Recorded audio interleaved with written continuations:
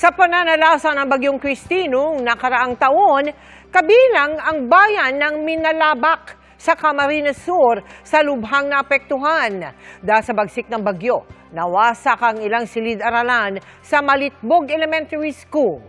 Kaya naman magpapatayo ang GMA Kapuso Foundation ng bago at matibay na Kapuso Classroom.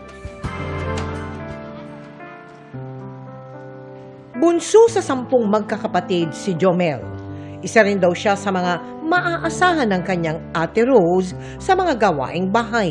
Mabuti, masipag. Pag masakit po ulo ko, siya na po yung nagsasaing. Minsan siya naguhugas or kaya lilinis sa loob ng bahay.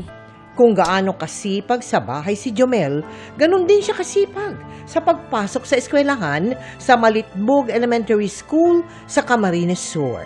Kahit pa may ilang sira na ang kanilang silid-aralan, dahil na rin sa kalumaan at binabaha kung may malakas na bagyo, gaya ng Bagyong Christine. Maalalahanin, matulungin at batang matapat. At para maging ligtas at mas komportable sa pag-aaral, sina Jomel at ng iba pang mga bata, magpapatayo ang GMA Kapuso Foundation ng Kapuso School Building na may 2 palapag at may 3 classroom para sa grade 4 at 5. Disenyo ito para sa mga lugar na madaling bahain.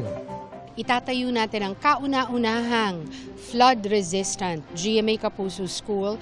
It is a school on stilts, 3 classrooms, 3 bathrooms. We had to figure out a way of how to build a school that rises to the challenge of persistent flooding. It is a 2-story building. Yung ilalim niya, ang function nito, magiging lang siya playground, saka yung magiging working area ng mga bata.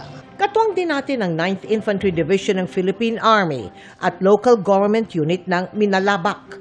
We will be supplying the needed aggregates, mga supplies, construction materials na kinakailangan. In terms of manpower, and then makaka-provide din po kami ng transportation assistance and of course security personnel. Sa mga nais tumulong, maaari po kayo magdeposito sa aming mga bank account o magpadala sa Cebuana Lawilier. Pwede ring online via GCash, Shopee, Lazada at Globe Rewards.